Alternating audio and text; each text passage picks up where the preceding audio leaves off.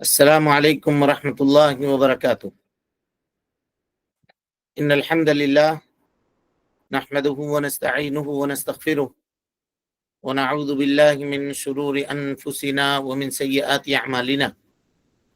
من يهده الله فلا مضل له ومن يضلل فلا هادي له، وأشهد أن لا إله إلا الله وحده لا شريك له، وأشهد أن محمدا عبده ورسوله.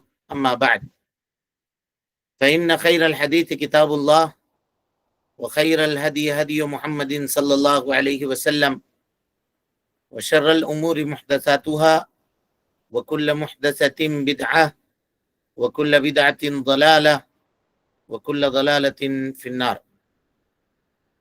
محترم حاضرین، سامعین و سامعات، ناظرین و ناظرات، کامیاب زندگی کے سنہرے اصول کے عنوان پر منعقد کیے گئے اس درس میں ہم آپ تمام حضرات کا خیر مقدم کرتے ہیں، اور اللہ رب العالمین سے یہ دعا کرتے ہیں کہ وہ ہم سب کے مل بیٹھنے کو قبول فرمائے، علم دین، علم نافع سیکھنے، اس کے مطابق عمل کرنے، اس کی دعوت عام کرنے، اور اس راستے میں آنے والی مصیبتوں کے اوپر اللہ رب العالمین ہم سب کو صبر کی توفیق نصیب فرمائے۔ محترم حاضرین، گزشتہ درس میں آپ کے سامنے عدت میں کی گئی نکاح کا حکم اور اس کے مسائل کا تذکرہ آپ کے سامنے ہوا تھا، اور ہم نے یہ کہا تھا کہ اس کے بعد کے درس میں ہم بغیر ولی کے کیے جانے والے نکاح کے احکام اور اس کے مسائل کا ذکر آپ کے سامنے کریں گے، اور اسی طرح سے یہ بھی کہا تھا کہ موجودہ زمانے میں اس مسئلے کو سمجھنا بہت ضروری ہے، وہ اس لیے کہ تربیت صحیح نہ ہونے کی وجہ سے، معلومات صحیح نہیں ہونے کی وجہ سے، اسلام کی تعلیمات سے صحیح طور پہ واقفیت نہ ہونے کی وجہ سے خواتین اسلام کا ایک بڑا طبقہ ایسا ہے جو آج ان چیزوں کے اوپر یقین رکھتا ہے، یا ان چیزوں کو وہ لوگ مانتے ہیں کہ اب ولی وغیرہ کی کوئی ضرورت نہیں ہے، ہم لوگ خود ترقی یافتہ ہیں، ہم اپنی اچھائی کو، اپنی بھلائی کو اچھی طریقے سے سمجھ سکتے ہیں، لہذا ہم اپنی جیون ساتھی خود سے ہم چن سکتے ہیں، اور اس میں ولی کے رائے لینے کی اور کسی سے پوچھنے کی اور کسی کو اعتماد میں لینے کی کوئی ضرورت نہیں ہے۔ اور نتیجہ یہ ہو رہا ہے کہ ولی کے بغیر کی جانے والی نکاح، ایک تو شرعی حساب سے اس کی کیا حقیقت ہے وہ ہم آپ کے سامنے بیان کریں گے ہی، دنیاوی اعتبار سے بھی معاملات ضائع ہو رہے ہیں، لوگوں کے حقوق پامال ہو رہے ہیں، اور جس طرح کے مسائل دنیا میں پیش آ رہے ہیں علامہ والحفیظ، وہ آپ کے سے مخفی اور پوشیدہ نہیں ہے۔ اسی لیے اس مسئلے کو جاننا اور اس کو سمجھنا ضروری ہے۔ وہ نکاح جو شریعت اسلامیہ کے اندر باطل اور فاسد ہے، ان نکاحوں میں سے ایک نکاح ہے بغیر ولی کے کیا جانے والا نکاح۔ اور بغیر ولی کے کیا جانے والا نکاح کہتے ہیں کہ خاتون اپنا نکاح خود سے کر لے، یعنی ولی کو اعتماد میں لیے بغیر، ولی کی موجودگی کے بغیر وہ اپنی مرضی سے اپنا نکاح کر لے۔ جمہور اہل علم کا اس سلسلے میں قول یہ ہے کہ بغیر ولی کے کیا جانے والا نکاح حرام ہے، اور ایسا کرنے والا آدمی گنہگار ہے، اور یہ نکاح باطل ہے، درست نہیں ہوگا۔ لہذا بغیر ولی کے کیے جانے والے نکاح پہ مرتب ہونے والے اثرات جو ہوں گے وہ سب کے سب حرام ہی ہوں گے، کیونکہ نکاح ہی درست نہیں ہے، صحیح نہیں ہے۔ امام حاکم نے اور ابن المنذر نے اس کو تمام صحابہ رضوان اللہ علیہ مجمعین کے جانب منسوب کیا ہے، اس قول کی نسبت کی ہے۔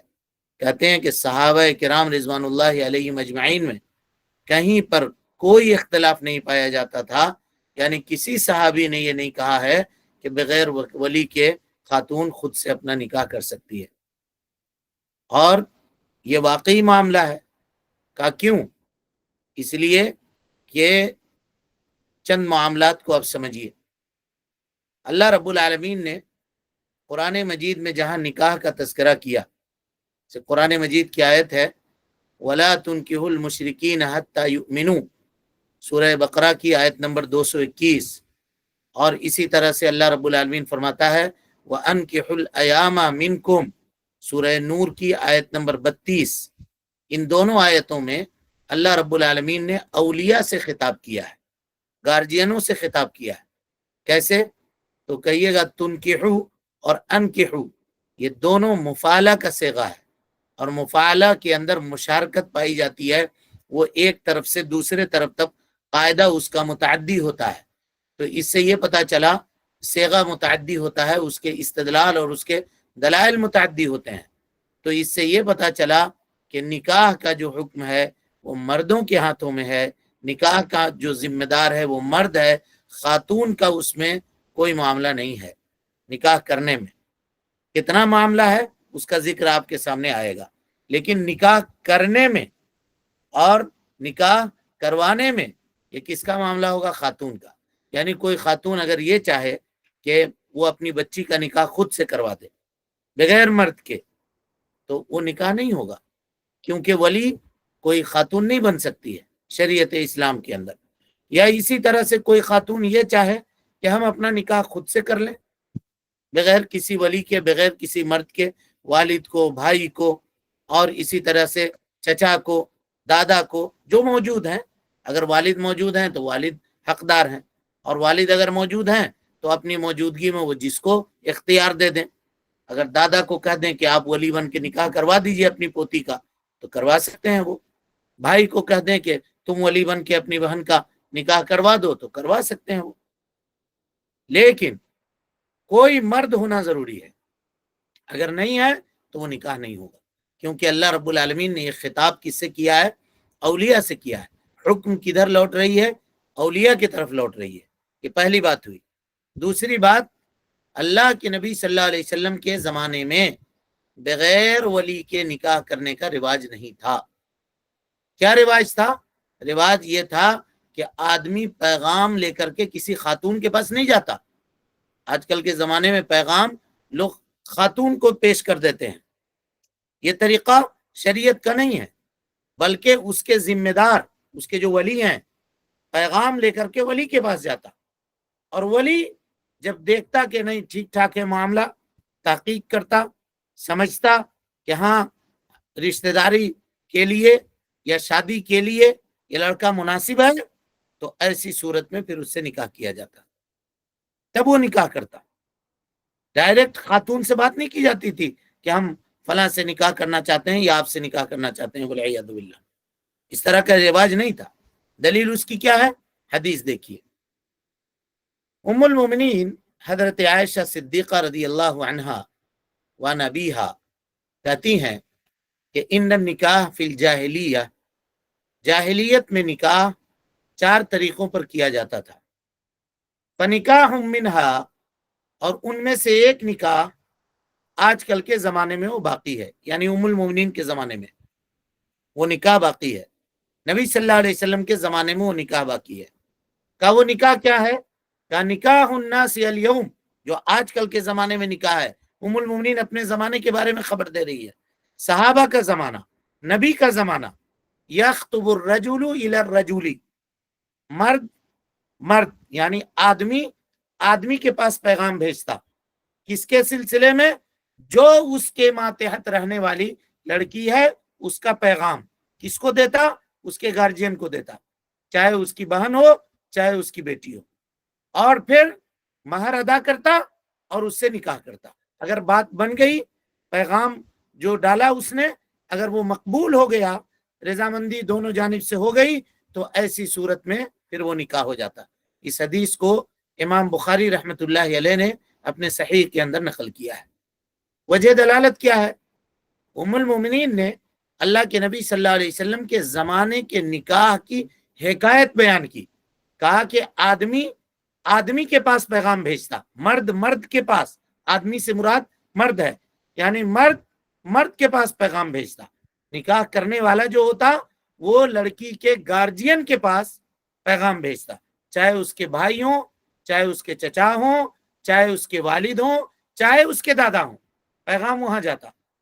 تو اس سے یہ پتا چلا کہ بغیر ولی کو اعتماد میں لیا گیا نکاح کا رواج پیارے مصطفیٰ صلی اللہ علیہ وسلم کے زمانے میں نہیں تھا۔ اور آپ صلی اللہ علیہ وسلم نے فرمایا من عمل عملا، جو کوئی ایسا عمل کرے لیس علیہ امرنا، جس کے اوپر میری دلیل موجود نہیں ہے، فہو رد، اس کا وہ عمل مردود ہے، ناقابل قبول ہے۔ یہ بھی صحیح کی روایت ہے۔ یعنی وہ نکاح جس کا وجود اللہ کے نبی صلی اللہ علیہ وسلم کے زمانے میں نہیں تھا، آج کے زمانے میں وہ نکاح درست نہیں ہو سکتا ہے، وہ نکاح مردود ہے۔ اور جب نکاح مردود ہو گیا تو اس کا اثر بھی مرتب نہیں ہوگا۔ تیسری چیز اس سلسلے میں سمجھیے، اللہ کے نبی جناب محمد رسول اللہ صلی اللہ علیہ وسلم نے فرمایا لا نکاح الا بولی۔ اس حدیث کو امام احمد نے، امام ابن ماجہ نے، امام ترمذی نے، امام ابو داؤد نے نقل کیا ہے، اور اس کو علامہ البانی رحمۃ اللہ علیہ نے صحیح کہا ہے۔ لا نکاح الا بولی، نکاح ہوگا ہی نہیں بغیر ولی کے۔ لا نکاح الا بولی، لا نکاح الا بولی کا کیا مطلب ہے؟ یعنی نکاح شرعی بغیر ولی کے ممکن ہی نہیں ہے۔ اگر کوئی آدمی یہ چاہتا ہے کہ وہ شرعی نکاح کرے، وہ نکاح جو شریعت سے ثابت ہے وہ نکاح کرے، وہ نکاح جس کے اوپر اثرات مرتب ہوتے ہیں شرعی، وہ نکاح کرے، تو اس کے لیے ضروری ہے کہ خاتون کا نکاح یا لڑکی کا نکاح کون کرائے؟ اس کا ولی کروائے۔ حدیث کا معنی یہ ہوا کہ شریعت میں کوئی ایسی نکاح نہیں ہے جو بغیر ولی کے منعقد ہوتی ہو، بغیر ولی کے منعقد ہوتی ہو۔ لہذا یہ حدیث اس بات کے اوپر دلالت کرتی ہے کہ بغیر ولی کے کیا جانے والا نکاح باطل ہے۔ چوتھی چیز جو اس بات کے اوپر دلالت کرتی ہے، ام المومنین حضرت عائشہ صدیقہ رضی اللہ عنہا سے روایت ہے، کہتی ہیں ان رسول اللہ صلی اللہ علیہ وسلم قال، اللہ کے نبی صلی اللہ علیہ وسلم نے فرمایا ایما امرأۃ، غور سے اس حدیث کو سنیے، ایما امرأۃ نکحت بغیر اذن موالیہا، کوئی بھی خاتون جس نے اپنا نکاح کیا ہے بغیر اپنے ولی کے اجازت کے، فنکاحها باطل، فنکاحها باطل، فنکاحها باطل، 3 مرتبہ اللہ کے نبی صلی اللہ علیہ وسلم نے کہا اس کا نکاح باطل ہے، اس کا نکاح باطل ہے، اس کا نکاح باطل ہے۔ کہا فإن دخل بها، کہا اگر ایسا نکاح ہو گیا ہے تو فالمہر لها، خاتون کو مہر دے دیا جائے گا، یعنی جو مہر متعین ہے ان دونوں کے درمیان جدائی کر دی جائے گی، اور خاتون کو اس کا مہر دے دیا جائے گا کہ اس سے جو اس نے استمتاع کیا ہے، جو اس سے فائدہ اٹھایا ہے، اس کے بدلے میں۔ اس حدیث کو امام احمد نے، امام ترمذی نے، امام ابو داؤد نے اور امام ابن ماجہ رحمۃ اللہ علیہ رحم اللہ الجمیع، ان تمام نے اس کو روایت کیا ہے۔ حدیث دیکھیے کہ ایما امرأۃ نکحت بغیر اذن موالیہا فنکاح ہوا باطل باطل باطل، 3 مرتبہ کہا اللہ کے نبی صلی اللہ علیہ وسلم نے، جبکہ آپ صلی اللہ علیہ وسلم 1 مرتبہ کہہ دیتے تب بھی کافی تھا ہمارے اور آپ کے عمل کرنے کے لیے، لیکن آپ صلی اللہ علیہ وسلم نے 3 مرتبہ کہا تاکید کے لیے، اس معاملے کی سنگینی کو واضح کرنے کے لیے، فنکاحها باطل، فنکاحها باطل، فنکاحها باطل۔ پتہ یہ چلا کہ بغیر ولی کے کیا جانے والا نکاح باطل ہے، اور اس سلسلے میں مزید تفصیل انشاءاللہ جب ہم نکاح کے شروط کے اوپر گفتگو کریں گے تو وہاں پر ہم مزید وضاحت کریں گے، اور علماء کے جو اقوال ہیں اس سلسلے میں اس کا بھی تذکرہ کریں گے انشاءاللہ العزیز۔ اب اس کے بعد آئیے وہ نکاح جس کو شریعت نے حرام قرار دیا ہے، ان فاسد اور باطل نکاحوں میں ایک نکاح ہے کافرہ سے نکاح کرنا، اس خاتون سے نکاح کرنا جو کافرہ ہے، جو کافرہ ہے۔ اللہ رب العالمین کا فرمان ہے وَلَا تَنْكِحُوا الْمُشْرِكَاتِ حَتَّى يُؤْمِنَّ، اور مشرکہ خواتین سے نکاح مت کرو یہاں تک کہ وہ ایمان لے آئیں۔ حافظ ابن عبد البر رحمت اللہ علیہ کہتے ہیں کہ اس آیت کی تعویل میں، یعنی اس کی تفسیر میں، کہتے ہیں کہ علماء کی ایک جماعت یہ کہتی ہے کہ یہاں مشرکات سے مراد وثنیات ہیں، مجوسیات ہیں، وہ لوگ جو بتوں کی عبادت کرتے ہیں وہ مراد ہیں، یا وہ مجوسی مراد ہیں، یہاں مشرکات سے وہ لوگ مراد ہیں۔ کہا کیوں؟ لأن اللہ تعالی، اس لیے کہ اللہ رب العالمین نے کتابیات سے نکاح کرنے کو جائز قرار دیا۔ اللہ تعالیٰ کا قول ہے والمحسنات من الذین اوتوا الکتاب من قبلکم، یعنی وہ پاک دامنہ خاتون جو اہل کتاب کی ہیں، جن تم سے پہلے جن کو کتاب دیا گیا، یعنی یہود و نصارہ کہ وہ خواتین جو آزاد ہیں اور عفائف ہیں یعنی پاک دامنہ ہیں، وہ برائی کرنے والی یا بدکاری کرنے والیاں نہیں ہیں، تو ایسی صورت میں ان سے نکاح کرنا مومنوں کے لیے جائز قرار دیا گیا، مومنوں کے لیے جائز قرار دیا گیا۔ حافظ ابن قدامہ رحمت اللہ علیہ کہتے ہیں کہ اہل علم کا اس سلسلے میں کوئی اختلاف نہیں ہے کہ اہل کتاب کی وہ خواتین جو آزاد ہیں یعنی باندیا غلام نہیں ہیں، اور اسی طریقے سے ان سے انسان کیا کر سکتا ہے؟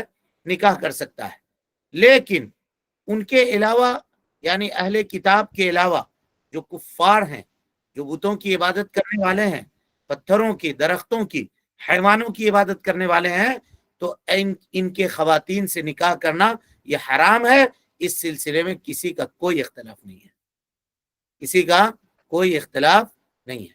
پتہ یہ چلا کہ اگر کوئی خاتون کافرہ ہے اور وہ کتابیہ نہیں ہے تو اس سے نکاح کرنا حلال اور جائز نہیں ہوگا، اور اس میں وہ چیز بھی داخل ہوگی، یعنی وہ خاتون بھی داخل ہوگی جو مسلمان تو ہے لیکن مرتد ہو گئی ہے، یعنی مسلمان تھی اسلام سے وہ مرتد ہو گئی ہے، یعنی کوئی مسلمہ اگر مرتدہ ہو جائے، اسلام سے پھر جائے، تو اس سے بھی نکاح نہیں کیا جا سکتا ہے۔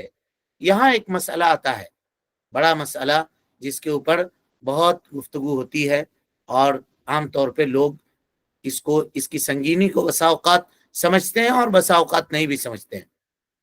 کیا وہ خاتون جو نماز ترک کرتی ہے سستی کرتے ہوئے، کیا وہ مرتد ہے اور اسلام سے خارج ہے، یا اس سے نکاح کرنا جائز ہے یا نہیں ہے؟ اس مسئلے میں علماء کا اختلاف ہے، اور کئی مرتبہ اس اختلاف کا تذکرہ ہم نے آپ کے سامنے کیا ہوا ہے۔ یہاں صرف یہ بتائیں گے کہ اہل علم میں سے بعض لوگ یہ کہتے ہیں کہ تکاسل کرتے ہوئے، سستی کرتے ہوئے بھی خاتون، چاہے مرد ہو چاہے عورت ہو، اگر نماز کو ترک کرتی ہے تو وہ کافر ہے، کافرہ ہے، اور ملت اسلام سے خارج ہے۔ علماء کی ایک جماعت یہ کہتی ہے، اور اہل علم کی ایک بڑی جماعت یہ کہتی ہے کہ اگر وہ سستی کرتے ہوئے نماز کو ترک کرتا ہے یا کرتی ہے تو وہ بہت بڑے خطرے میں ہے۔ دائرے اسلام سے تو اس کو خارج نہیں کریں گے، لیکن اس کو کہیں گے کہ وہ بہت بڑے خطرے میں ہے۔ یعنی اگر کوئی مرد یا کوئی خاتون نماز کو سستی سے چھوڑ دیتی ہے، کبھی پڑھا کبھی نہیں پڑھا، یا کبھی چھوڑا کبھی پڑھا، ایسا ہے، تو وہ کیا ہو جائے گی؟ یا ہو جائے گا کافر ہو جائے گا۔ اور یہی اکثر علماء نے اس کو راجح قرار دیا ہے، اور اکثر حنابلہ کا اور بعض سلفی علماء کا بھی فتویٰ ہے اسی کے اوپر، کہ کسی بھی ایسے شخص کے لیے جو مصلی ہے، نماز پڑھتا ہے، اس کے لیے جائز نہیں ہے کہ وہ کسی ایسے خاتون سے نکاح کرے جو نماز نہ پڑھتی ہو، اور اسی طرح سے نماز پڑھنے والی کوئی خاتون ہے، اس کے لیے جائز نہیں ہے کہ وہ کسی ایسے مرد سے نکاح کرے جو نماز نہ پڑھتا، اور اگر ایسا ہوا تو وہ نکاح باطل ہوگا اگر ایسا واقع ہوا تو۔ لیکن یہاں ایک بات آپ جان لیجئے، یہ فیصلہ کون کرے گا؟ کیا ہم اور آپ ہر کوئی فیصلہ کر دے گا کہ اس کا نکاح باطل ہو گیا؟ نہیں، علماء کہتے ہیں کہ یہ فیصلہ قاضی کرے گا، قاضی کی عدالت میں معاملے کو لے کر جایا جائے گا۔ آج کل لوگ اس سلسلے میں تساہل کے شکار ہیں اور بہت جری ہیں مسئلے کی وضاحت اور اس کی حقیقت کو سمجھنے کے بعد گفتگو اور بات کرنی چاہیے۔ اب کسی کا کوئی کلپ بھیجا میرے پاس سنیچر کے دن، جمعہ کے بعد والے دن میں، کہ ایک صاحب ممبر پہ تقریر کر رہے ہیں، اور انہوں نے کہا کہ اگر کوئی آدمی نماز چھوڑ رہا ہے تو اس کا نکاح باطل ہو گیا۔ اس کا نکاح باطل ہو گیا. تو ایسا مطلق طور پہ نہیں کہہ سکتے ہیں، ایسا مطلق طور پہ نہیں کہہ سکتے ہیں. کیوں نہیں کہہ سکتے؟ کیونکہ مسئلے کے اندر اختلاف ہے، مسئلے کے اندر اختلاف ہے، دلائل دونوں جانب ہیں. کچھ لوگ یہ کہتے ہیں کہ وعید کا معاملہ ہے اس لیے اس میں سختی کو برقرار رکھا جائے، ٹھیک ہے، لیکن اس طرح کا معاملہ کھلے عام کہہ دینا اور لوگوں کے درمیان جو ہے وہ بے چینی کا ماحول پیدا کر دینا، میرے خیال سے یہ بات مناسب نہیں ہے، مناسب نہیں. ہاں انڈیویجول اگر کوئی آدمی ہے اس کو دیکھ رہا ہے کہ اگر اس کو اتنا پریشر میں اس کو نہ لائیں تو یہ نمازی نہیں بنے گا، تو کہیں اس طرح کی بات تو کہیں اور بتائیں کہ دیکھو میاں شریعت کا یہ حکم ہے، سمجھ رہے ہیں. لیکن باطل نکاح ہو جانا اور اس سے اس کی بیوی کو الگ کر دینا اور اس کا معاملہ الگ ہو جانا، یہ فیصلے کون کرے گا؟ یہ قاضی کرے گا. خاتون اگر یہ دیکھ رہی ہے کہ ہمارا شوہر بے نمازی ہے اور اس نے سمجھایا اور اس کو بتایا، پاس پیش کرے گی، قاضی اس کی تعزیر کرے گا. ہاں، اور قاضی کے پاس طاقت ہے، وہ بزور طاقت اس کو تیار کرے گا. ہاں، بزور طاقت اس کو تیار کرے گا نماز پڑھنے کے اوپر، تو وہ نماز پڑھے گا. اور اگر یہ معاملہ نہیں ہے، ایسا نہیں ہے، یا اس کو الٹ دیجئے، اگر کوئی مرد ہے اور اس کی بیوی نماز نہیں پڑھ رہی ہے، وہ سمجھا رہا ہے، بتا رہا ہے، تب بھی وہ قاضی کے پاس معاملے کو لے کر جائے گا اور وہاں سے قاضی اس کے معاملے کا فیصلہ کرے گا، اس کے معاملے کو دیکھے گا. اس بات کو ذرا آپ مد نظر رکھیے گا آپ تمام لوگ کہ معاملہ ایسے ہی بالکل نہیں ہے، بلکہ قاضی کے عدالت میں جا کر کے وہ فیصلہ وہاں سے لیا جائے گا، اس لیے کہ مسئلہ خلافیہ ہے. اگر نکاح منعقد ہو گیا ہے تو کسی بھی طالب علم کو یہ جلد بازی کرنے کا حق نہیں ہے کہ وہ نکاح کو باطل قرار دے، فوراً کہہ دے کہ نہیں نکاح باطل ہو گیا، بلکہ قاضی کی جانب معاملے کو پیش کیا جائے گا اور قاضی اس کے اوپر غور و فکر کرے گا اور اس کے بعد جو فیصلہ وہ دے گا وہ فیصلہ نافذ کیا جائے گا. اسی طرح سے کوئی کتابیہ ہے، غور کیجئے گا، کوئی کتابیہ ہے، اہل کتاب کی خاتون تو ہے لیکن اس نے اپنے دین کو ترک کر دیا ہے، اس نے اپنے دین کو ترک کر دیا ہے، اس کو معلوم نہیں ہے. یہ وہ قضیہ ہے جس کو سمجھنا آج کل کے دور میں ضروری ہے. یہ بہت سوال آتا ہے، لوگ پوچھتے ہیں کیا آج کل کے بھی یہ جو پائے جاتے ہیں کیا ان سے بھی کر سکتے ہیں؟ کیا اس کو حل اس پیراگراف سے آپ کر سکتے ہیں؟ یہ جو بات ابھی ہم بتا رہے ہیں اس سے آپ اس کو حل کر سکتے ہیں. کہ اہل کتاب میں وہ لوگ جو اپنے دین کے اوپر قائم نہیں ہیں اور دین سے پھر گئے ہیں، وہ ان سے نکاح کرنا پھر جائز نہیں ہے. مثال کے طور پہ جو کنورٹڈ ہیں آج کل کے زمانے میں، جن کو لالچ کی بنیاد پر اور دیگر بنیاد پہ ان کو اپنے دھرم میں لایا گیا ہے، بہرحال وہ ایک الگ مسئلہ ہے. اب اگر ان سے پوچھیے کہ حضرت عیسیٰ علیہ السلام کون ہے، اگر وہ نصارہ ہیں تو پوچھیے کہ کون ہے، وہ کچھ نہیں معلوم ہے. وہ یہ تک نہیں کہیں گے کہ اللہ کے نبی ہیں، وہ کہیں گے کہ اللہ کے بیٹے ہیں. تو جو حضرت عیسیٰ کو نبی تک نہ مانے کیسے اس سے نکاح ہوگا؟ اور پھر ان کا معاملہ یہ ہے کہ وہاں وہ کرتے ہیں اور پھر جب دوسرے ان کے اپنے تہوار آتے ہیں تو اس میں بھی وہ اس کو بھی مانتے ہیں، ادھر بھی مانتے ہیں ادھر بھی مانتے ہیں، دونوں طرف. تو ان سے نکاح نہیں ہوگا، ان سے نکاح کرنا جائز نہیں ہوگا. اور اسی طریقے سے علماء نے اس کو بھی لکھا ہے کہ اگر کسی آدمی کو اس بات کا خوف ہو کہ اگر وہ نکاح کرے اور نکاح کرنے کے بعد اس کے دین کے اوپر اثر انداز ہو جائے گا یہ معاملہ، تو اس کو چاہیے کہ وہ نہ کرے نکاح، نہ کرے نکاح. یہ مسئلہ الگ ہے کہ وہ یہ چیز جائز ہے، لیکن آدمی اپنے حالات کو بہتر طریقے سے جان سکتا ہے. کتنے معاملات ایسے ہوئے، کتنے معاملات. ایک حدیث کے بہت بڑے راوی ہیں، بہت بڑے راوی، ایک بہت خوبصورت خاتون تھی لیکن خارجیہ تھی، خارجیہ تھی. انہوں نے اس سے نکاح کیا، لوگوں نے منع کیا کہ مت کرو نکاح، وہ خارجیوں کی امام ہے، وہ اس کے پاس بات کرنے کا سلیقہ ہے، طریقہ ہے، مت کرو. بہت عقل مند آدمی، حدیثوں کے راوی تھے، حدیثوں کی روایت کیا کرتے تھے، جب نکاح کر لیا لیکن تھوڑا خوبصورت نہیں تھے، خاتون خوبصورت تھی، نکاح کر لیا تو اس کے پریشر میں آ گئے. اب کیا ہوا، خارجیوں کے امام ہو گئے، یہ خود خارجیوں کے امام ہو گئے. اور زندگی بھر بھی ان کا مذاق اڑاتی رہی. وہ کہتی تھی کہ ہم دونوں جنتی ہیں. دیکھیے کس طرح گفتگو کا انداز تھا اس کا. کہتی تھی ہم دونوں جنتی ہیں. کہا کیسے جنتی ہیں ہم دونوں؟ تو کہا کہ آپ کو میرے جیسے خوبصورت بیوی ملی تو آپ اس پر اللہ کا شکریہ ادا کر رہے ہیں، تو اللہ تعالیٰ آپ کو جنت دے رہا ہے، جنت دے گا. اور مجھ جیسی خوبصورت خاتون کو آپ جیسا کالا کلوٹا مرد ملا نکاح کرنے کے لیے، تو میں آپ کے ساتھ رہ کر کے صبر کر رہی ہوں. تو صبر کا بدلہ بھی جنت ہے، شکر کا بدلہ بھی جنت ہے. اب یہ اپنے شوہر کی تعریف کر رہی ہے یا اس کی فضیحت کر رہی ہے، یہ فیصلہ آپ خود کر سکتے ہیں.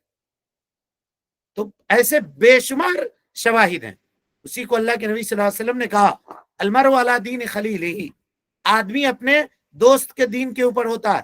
فَلْيَنْظُرْ أَحَدُكُمْ مَنْ يُخَالِلُ، تو تم میں کا ہر آدمی یہ دیکھ لے کہ وہ کس سے دوستی کر رہا ہے، کس سے دوستی کر رہا ہے. اور خاص طور پہ جب مسلمان خواتین کی کمی نہیں ہے تو کوئی آدمی ان کو چھوڑ کر کے ان کو اختیار کیسے کر سکتا ہے؟ تو یہ چیز بھی سمجھنے کی ہے، اس کو بھی جاننا چاہیے. تو کہا کہ کتابیات یعنی وہ خواتین جو اہل کتاب کی تو کہتی تو ہیں لیکن وہ اپنے دین کے اوپر عمل کرنے والی نہیں ہیں، بلکہ اپنے دین سے وہ مرتد ہو چکی ہیں یا اپنے دین کو وہ چھوڑ چکی ہیں. جیسے وہ ملحدہ ہے یا علمانی ہے، کسی دین کو نہیں ماننے والی ہے.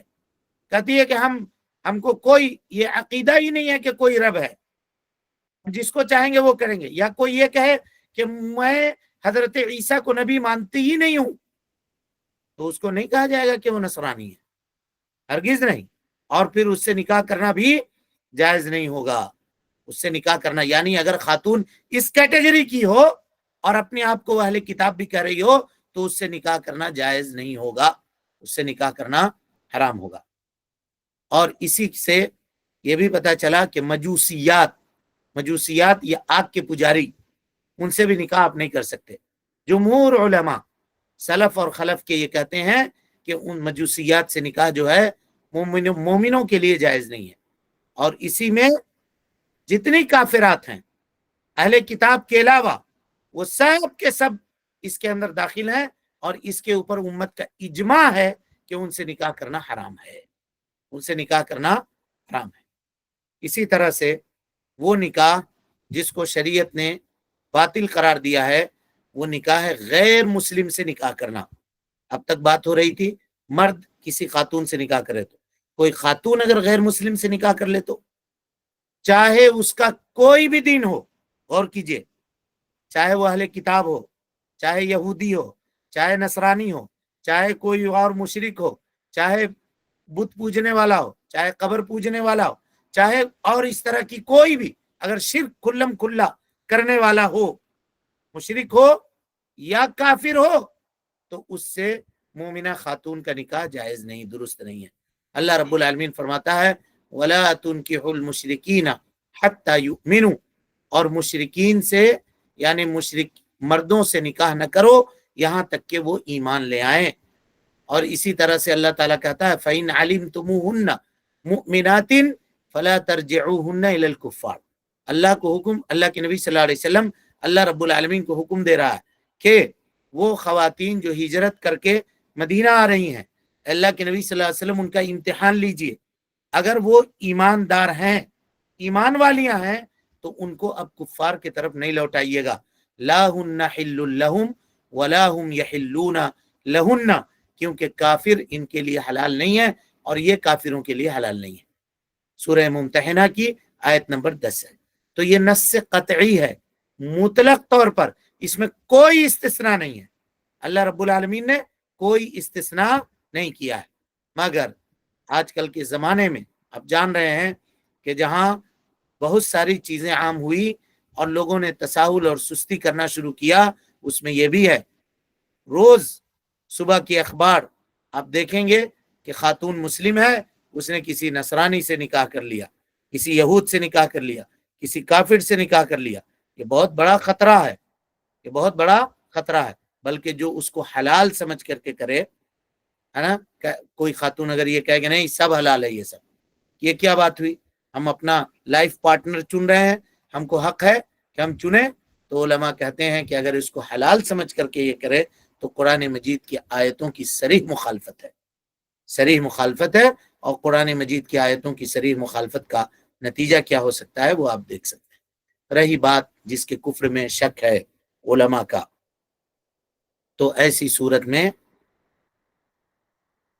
وہ دیکھا جائے گا کہ واقعی کیا اس پر حجت تمام ہوئی ہے یا نہیں ہوئی ہے، اس کو معلوم ہے یا نہیں معلوم ہے، شریعت کا علم اس کو ہے یا نہیں ہے۔